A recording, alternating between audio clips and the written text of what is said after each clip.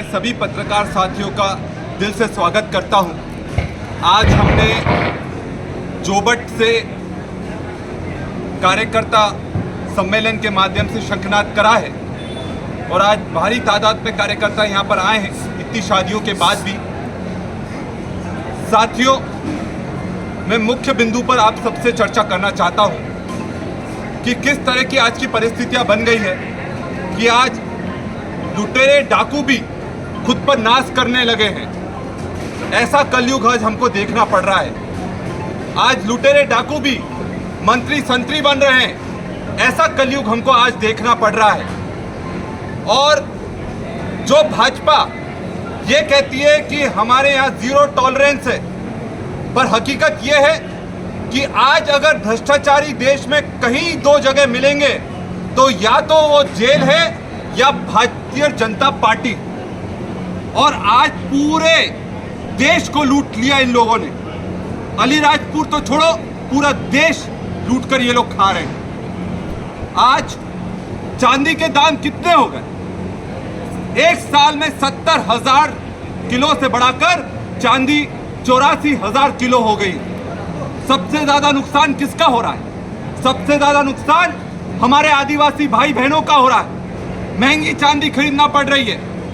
शादी करना है तो चांदी लो, और चांदी इतनी महंगी हो गई है कि आम आदिवासी चांदी खरीद नहीं पा रहा है। दुख की बात तो यह है कि जो हमारे मुख्यमंत्री हैं वो ऐसे बयान देते हैं जिससे हमारे आदिवासियों की भावना आहत होती है। जब वो अलीराजपुर जिले में आए तो कहते हैं कि महुआ जो उपयोग करते हैं, महुआ जो बिनते हैं, वो लोग गए बीते होते हैं और नागर सिंह चौहान उनके पास खड़े खड़े हंस रहे होते हैं। उन लोगों को शर्म आना चाहिए, समाज से माफी मांगना चाहिए। महुआ से तैयार मदिरा हमारे हर धार्मिक कार्य में उपयोग होती है और ये बोलते हैं कि महुए की जो भी उपयोग करता है, बिनते हैं, वो लोग गए बीते होते हैं। मैं चाहूंगा कि समाज का हर व्यक्ति इस बात को उन तक पहुंचाए और मीडिया के साथ ही उन तक पहुंचाए कि ये जो उन्होंने कहा है गलत कहा है। और हंसी की बात यह है, महुए से उनको परहेज है, पर जो शराब माफिया है उनसे उनको परहेज नहीं है। उनको ले लेकर घूम रहे हैं। और आज अलीराजपुर की जो स्थिति हो गई है कि शराब माफिया सबसे बड़ा कौन है, आप खुद जानते हैं। और नागर सिंह जी को भी बताना चाहिए कि कौन है सबसे बड़ा शराब माफिया। नागर सिंह जी को यह भी बताना चाहिए कि अलीराजपुर जिले का सबसे बड़ा रेत माफिया कौन है।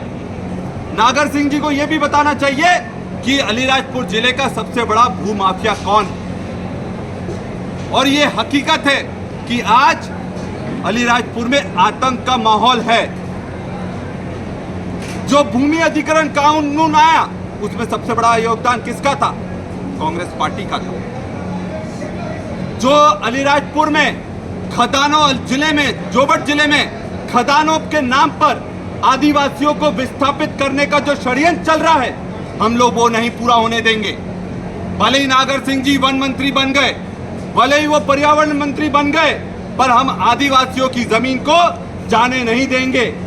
ये भी सुनने में आ रहा है कि जिस तरह का श्योपुर में अभ्यारण्य तैयार हुआ चीतों को लाने के लिए, वैसा अभ्यारण्य अलीराजपुर जिले में भी लाने का प्रस्ताव है।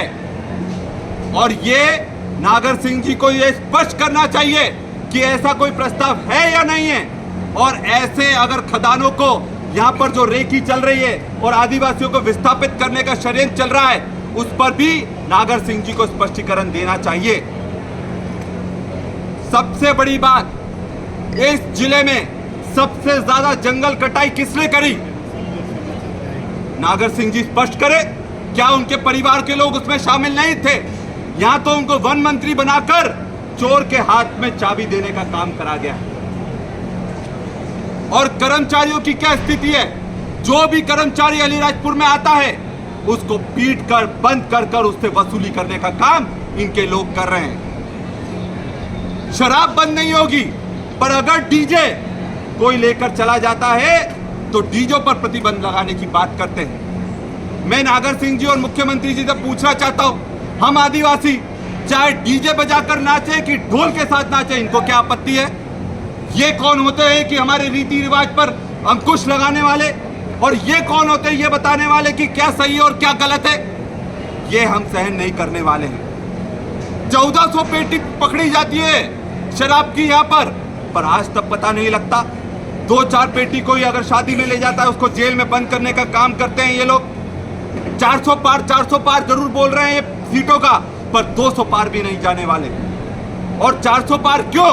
क्योंकि संविधान इनको बदलना है। इनके नेता खुद ये बोलते हैं कि जो लोग पहले हमारे जूते साफ करते थे वो हमारे सर पर बैठ गए इस संविधान के कारण, और इसलिए संविधान बदलना चाहते हैं। हम लोग समझते हैं इस चीज को।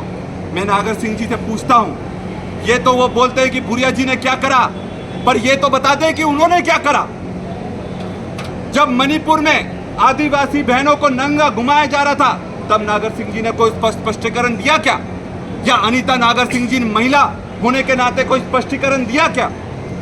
जब सीधी में आदिवासियों पर पेशाब भाजपा के लोग कर रहे थे तब इन्होंने कोई स्पष्टीकरण दिया क्या? जब नेवावन में हमारी बहनों को जिंदा गाड़ दिया गया इनके लोगों द्वारा तब इन्होंने कोई स्पष्टीकरण दिया क्या?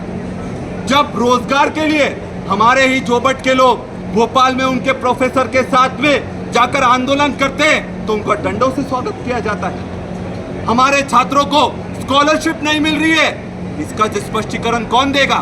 मनरेगा का मजदूर भटक रहा है, उस पर कोई भुगतान नहीं हो रहा, इसका स्पष्टीकरण कौन देगा?